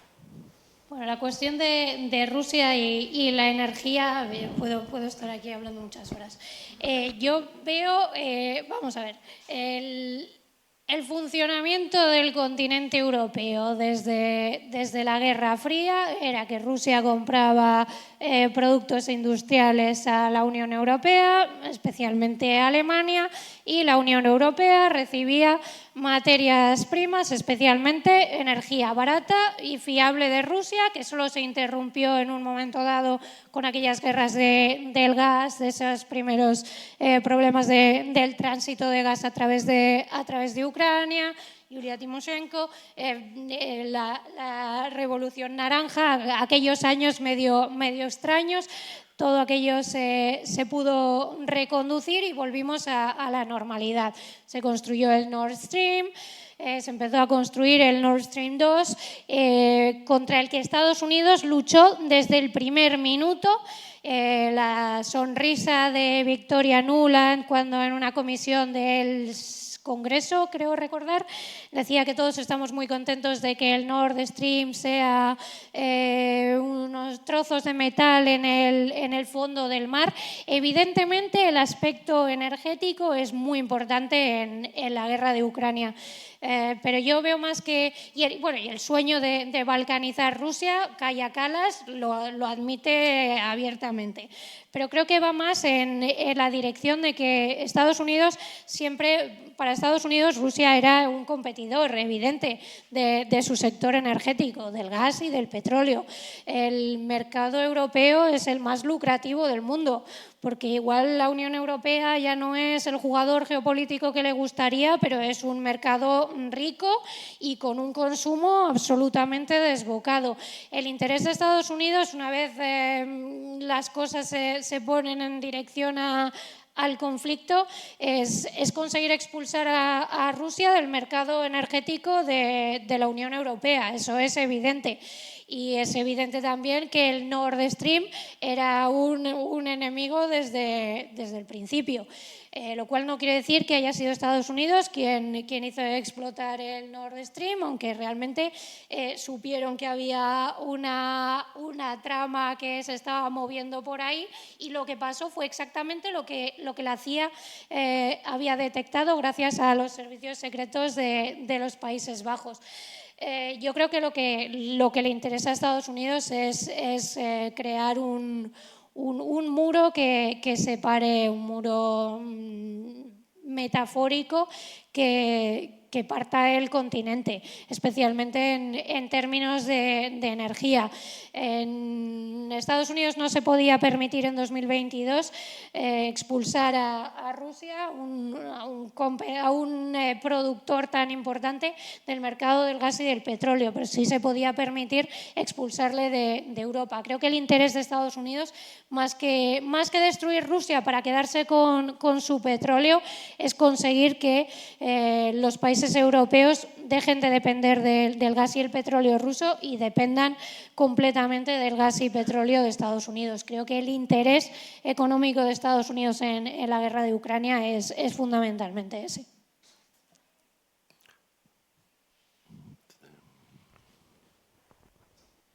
Bueno, primero, muchísimas gracias por todo. Y hemos visto recientemente la visita de Pedro Sánchez a China y que otros líderes internacionales empiezan a mirar a China como aliado.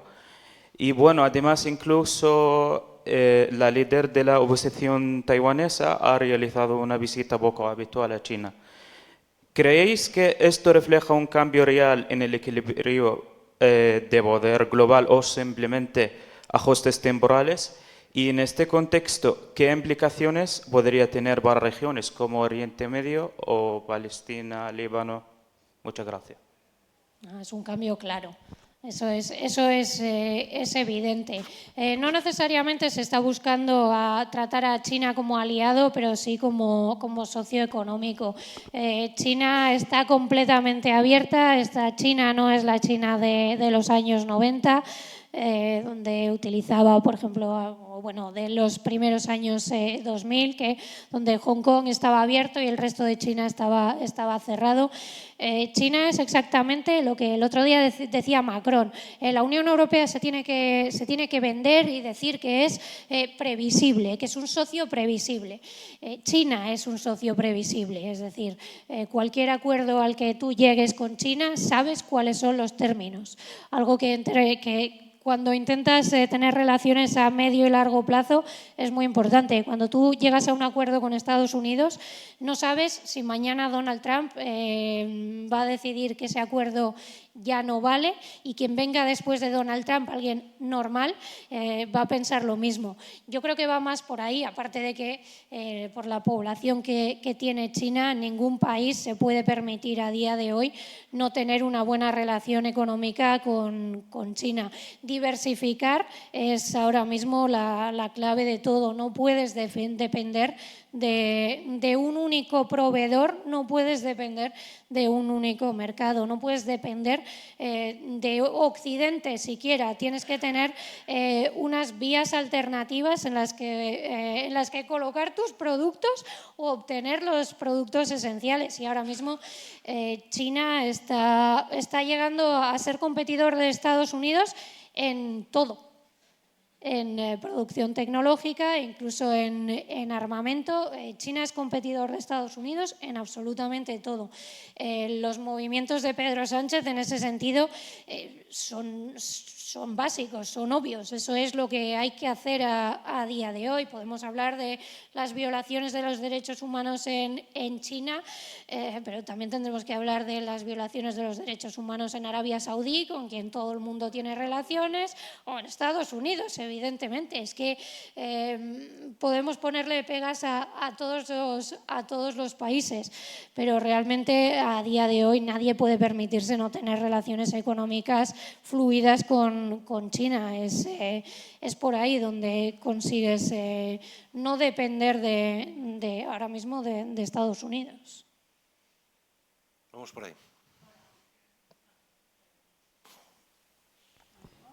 Hola, bueno, yo también quería daros las gracias por la calidad del debate y por la iniciativa del podcast. Yo creo que algunos habéis hablado del consentimiento, ¿no?, que es clave, creo, en la reconfiguración geopolítica del poder.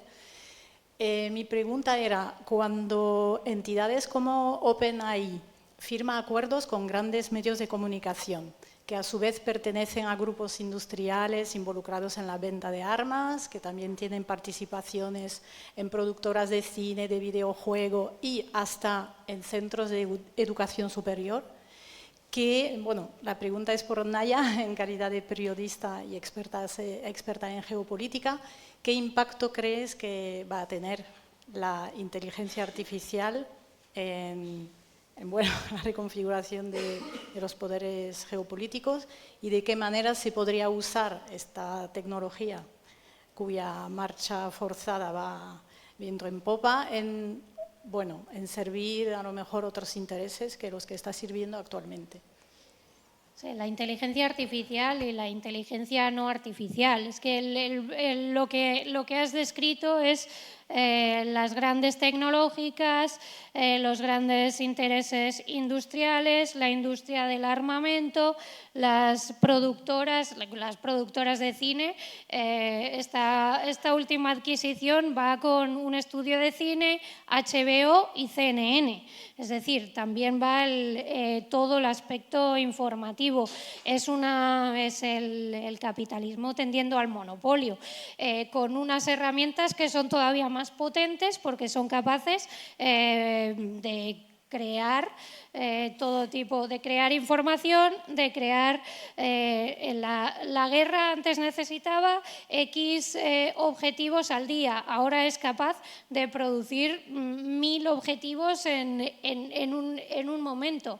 Luego llegamos a cosas como que nadie actualice las bases de datos y se confunda un colegio con una base militar, algo para lo que no hace falta tampoco la inteligencia artificial. Pakistán bombardeó hace un mes un centro de rehabilitación para jóvenes con problemas de adicción, diciendo que era una base militar talibán. Mínimo, certificado por Naciones Unidas, 269 civiles asesinados. No solo la inteligencia artificial lo que hace es que todo sea más rápido y todo se amplíe más, pero el problema es el mismo de siempre, esa concentración del poder en unas pocas manos y al servicio de todavía menos gente, que son siempre los mismos y detrás de los cuales están los grandes intereses generalmente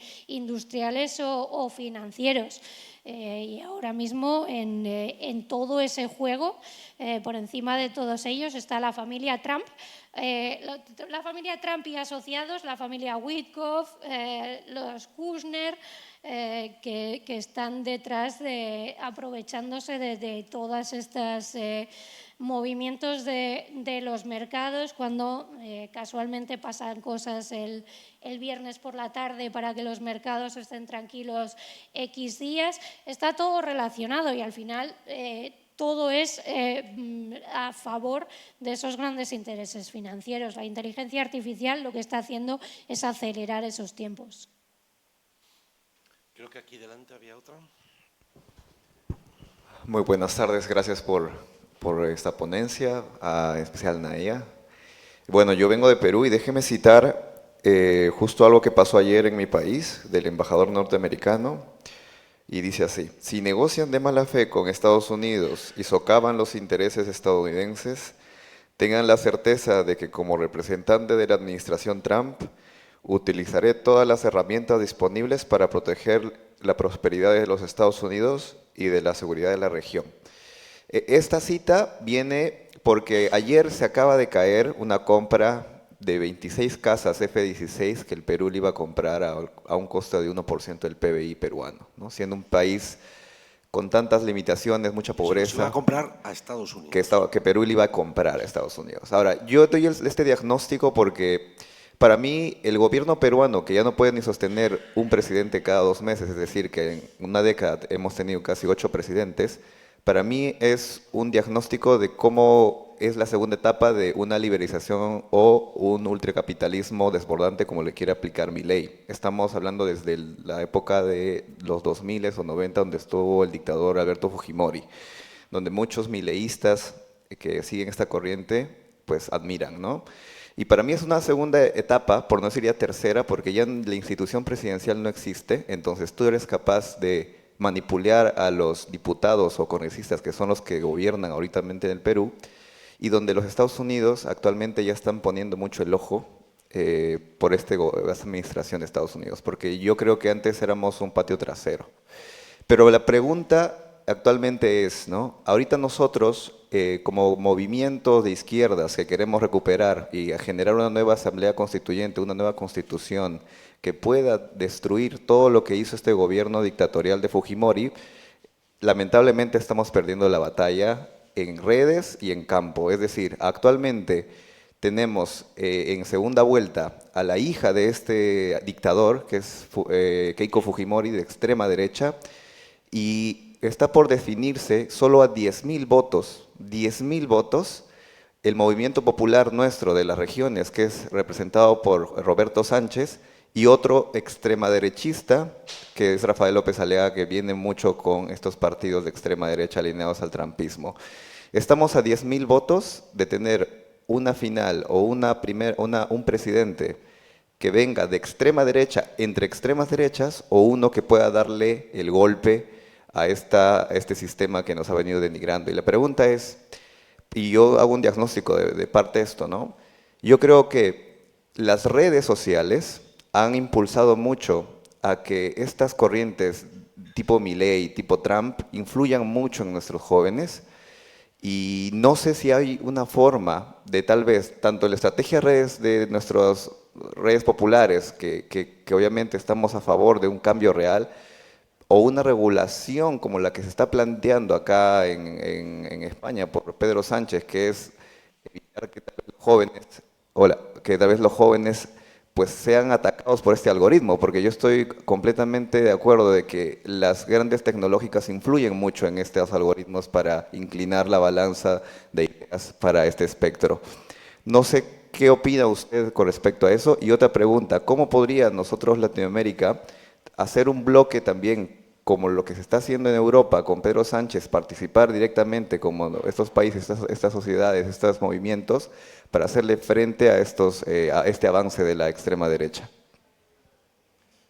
América Latina tiene muchos problemas, especialmente que está demasiado cerca de Estados Unidos. Lo de negociar de mala fe con Estados Unidos tiene mucha gracia, teniendo en cuenta que para Estados Unidos negociar es que la otra parte directamente le diga que sí. Eso es lo que espera de Irán, y eso es lo que espera del resto del mundo. En América Latina tenéis el problema de que la coacción económica es muy sencilla para Estados Unidos. O votáis bien o no hay dinero. Eso está visto que funciona. En Europa están teniendo más dificultades. Donald Trump J.D. Vance hizo campaña por Víctor Orbán, y Víctor Orbán perdió las elecciones. Elon Musk hizo mucha campaña, no solo en personal, sino que también utilizó el algoritmo. La libertad de expresión es la libertad del dueño de la imprenta. En este caso, Elon Musk hizo campaña por AfD, y AfD no consiguió en Alemania el resultado que esperaba. Las redes sociales son muchas cosas, pero las redes sociales también nos dan la opción de crear esas redes para encontrarnos entre personas afines y crear esos movimientos. No podemos pensar en las redes sociales solo como algo malo. Yo lo veo complicado, el cómo regular eso. ¿Es suficiente? ¿Va a ser efectivo limitar el acceso a menores de 16 años? Sinceramente no lo creo. Lo que tenemos que crear es la capacidad crítica, el pensamiento crítico para detectar las cosas que igual es propaganda. Esto es algo que es más evidente ahora, porque el bombardeo de información que tenemos es tal que realmente es mucho más difícil. No sé vosotros cómo lo veis, el tema de las redes sociales y del cómo hacer para que la información se canalice un poco hacia algo más constructivo. Pregunta, ¿eh? La propiedad. Isa es periodista. Claro, la propiedad es uno de los aspectos. Evidentemente, si la principal red social es del hombre más rico del mundo, que es una persona que ha pasado por la Sudáfrica del apartheid y parece que le pareció estupendamente, porque ahora habla del genocidio de blancos en Sudáfrica, pues sí, realmente tenemos un problema. ¿Pero qué hacemos? ¿Abandonar X y dejar el campo a la extrema derecha? Yo creo que no. A mí me parece que hay que jugarlo, hay que jugar la partida, pero tampoco lo tengo claro del todo. No es una suma cero, quiero decir, puedes hacer las cosas, puedes estar en X de una forma determinada, que es decir, retuiteando solamente los mensajes que quieras que se reproduzcan, que tengan más visiones, etcétera.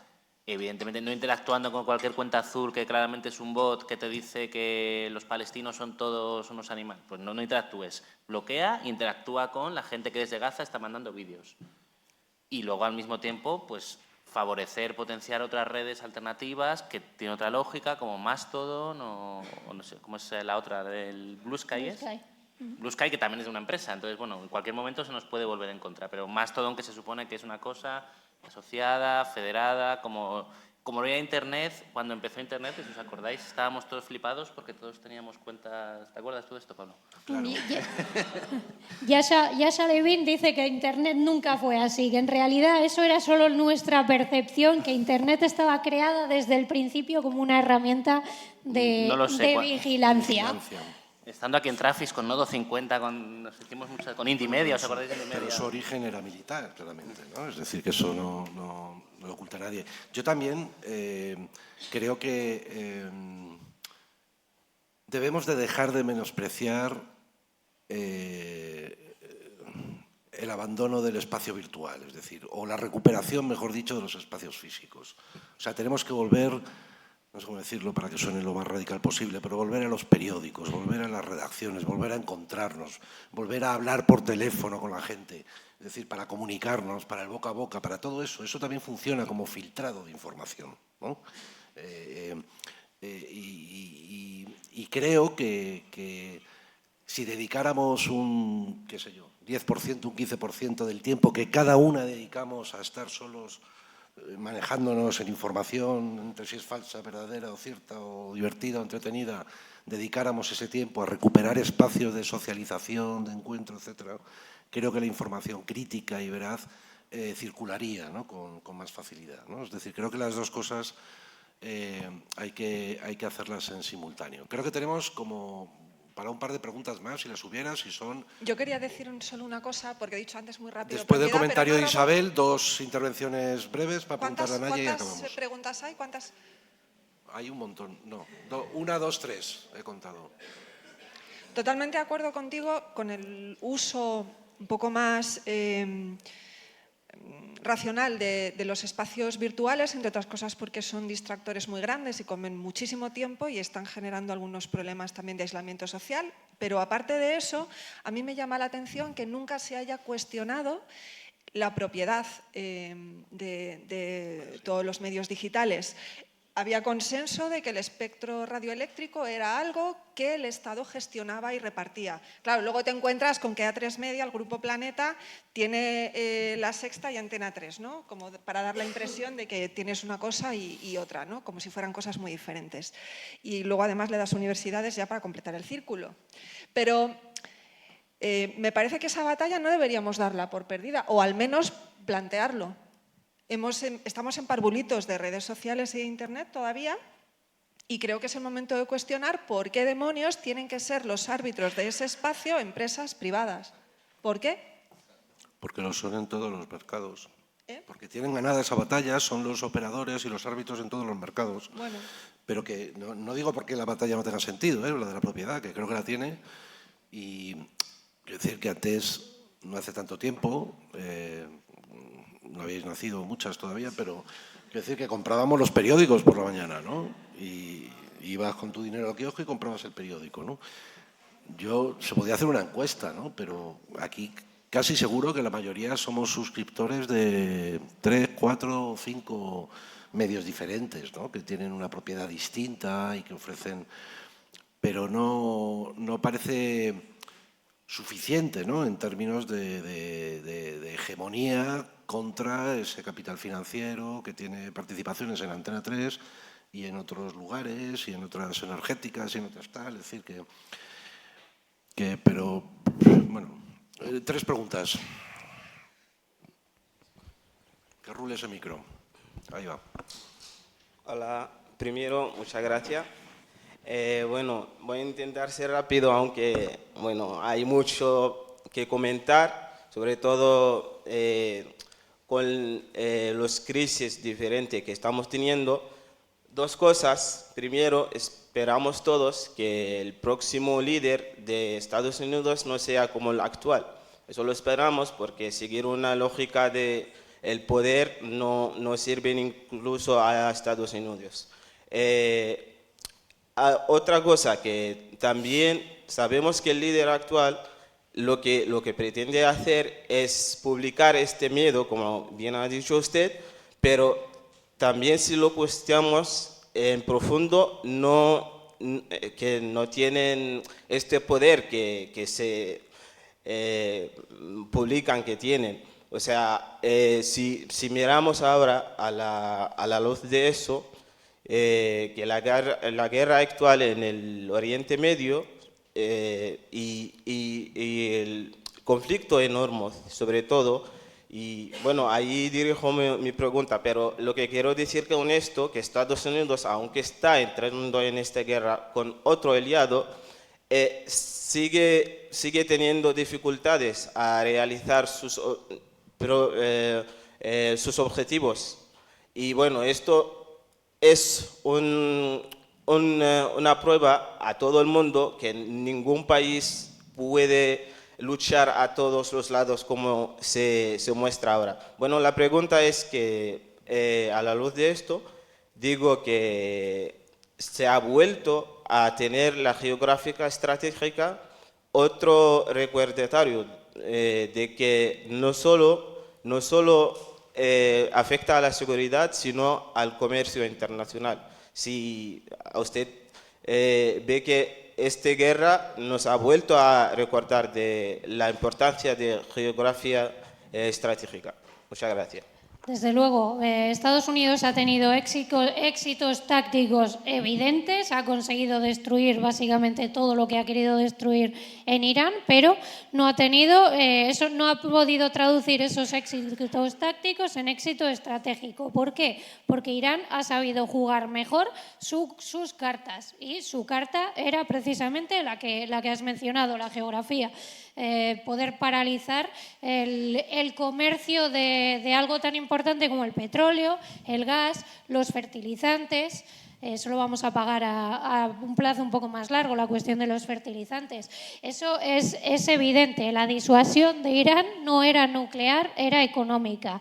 Encarecer para el resto del mundo la guerra ha sido la forma con la que Irán ha conseguido más o menos aguantar estos 40 días de bombardeos. Es evidente que nos ha devuelto esa idea de que la geografía, ya lo hicieron en Yemen los hutíes el año pasado, así que sabíamos que eso estaba ahí, sabíamos que Irán iba a intentar cerrar Hormuz, cualquiera que supiera un poco de Oriente Medio lo sabía, así que sí, desde luego, la cuestión de la geografía, el utilizar la geografía de la manera que favorezca a tus intereses es una cuestión básica. Y en eso España tiene una posición privilegiada, por cierto. Si te parece, Naya, vamos a escuchar 2 intervenciones seguidas, las agrupas en una respuesta porque nos quedan 4 minutitos. Veo que ya están los bocatas por allí preparados. O sea que... Adelante. Bueno, en primer lugar, muchas gracias por la charla. Yo quería hacer 2 preguntas muy rápidas. Una, visto que la OTAN ha mostrado cierta ineficacia para frenar el avance ruso en Ucrania y visto que la deriva última de Estados Unidos y la guerra en Irán está generando cierta fractura en la UE, ¿consideras que no a largo plazo, sino a relativamente corto plazo la OTAN está acabada? Esa es una. No, eso es fácil, no. La segunda...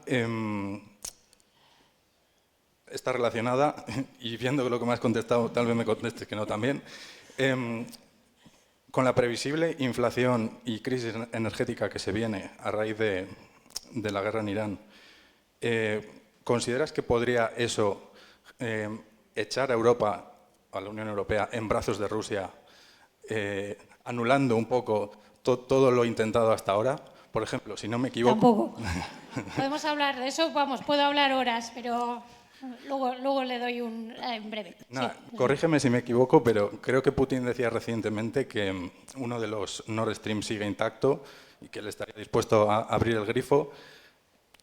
Lo preguntaba en ese sentido, ¿no? Y teniendo un poco en mente eso, si la realidad material, la necesidad material de no tener gas pueda ponerse por encima de otro tipo de intereses, lógicas, discursos y ponerse finalmente que haya que abrir el grifo. A ver, luego lo hablamos un poco más en los bocatas, pero creo que a Merz, a Kallas, a von der Leyen preferirían someternos a apagones antes que reabrir el Nord Stream. Creo que por motivos ya ideológicos eso no se va a hacer.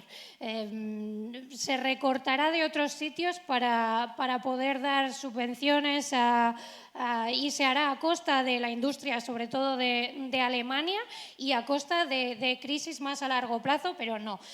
Va a tardar mucho tiempo en que se reabra el gas ruso. Perdón, A ver, la última. No te preocupes. Será... No, pero está bien el diálogo así, sí. Vale. ¿Crees que los acontecimientos actuales nos van a llevar hacia un desorden más asociado tal vez a la idea de multipolarismo, que creo que ya lo has desarrollado un poco, o si se va a lograr construir un nuevo orden internacional multilateral, tal vez liderado por China o no, especialmente ante la ausencia de un modelo ideológico que sustente un nuevo orden internacional como sí lo hizo después de la Segunda Guerra Mundial? Y básicamente eso, orden o desorden. Es un poco hacer de oráculo, pero bueno. Sí. No, desde luego ahora mismo estamos en el desorden. Después de la Segunda Guerra Mundial había esos dos polos y se intentó crear ese multilateralismo. Ahora mismo hay solo una única opción, el capitalismo, liberal o no liberal, pero capitalismo. Estamos más cerca de crear un mundo multipolar, esas varias globalizaciones en lugar de una, que de volver a la idea del multilateralismo. No creo que China tenga la capacidad de imponer multilateralismo y no creo que el resto del mundo vaya a ir por ahí. Iremos más hacia algo multipolar, en lo que seguirá habiendo una lucha de grandes potencias. Veremos si solo económica o si se llega en principio, yo creo que no se debería llegar a confrontación directa, pero sí que podemos ver enfrentamientos por proxy como en la Guerra Fría. Muchas gracias y gracias por hablar de Sudán. Bueno, momento de despedidas. Isa, José. Muchas gracias, Naya. Muchas gracias a todos y todas. Me voy con muchas más preguntas de las que traía esta mañana, así que gracias. Ese es el objetivo, ¿no? de estos encuentros. Y nada, hasta el próximo podcast. Pues lo dicho, muchas gracias a todas y todos por asistir, escucharnos. Muchas gracias a Naya por todo lo que ha aportado, que es muchísimo, y por las preguntas también y las reflexiones. Y Pablo, cierra... Gracias, gracias Naya, fantástico. No, gracias por las preguntas, sobre todo. Fantástico, gracias a los colegas de Economista, de La Maliciosa, Esteban, siempre al mando del sonido. Y termino con un pequeño anuncio, porque como no estamos mucho en redes sociales, como ya os imagináis, el podcast de La Mundial empieza o está preparando una miniserie que va a ir de gira por varias ciudades de España próximamente.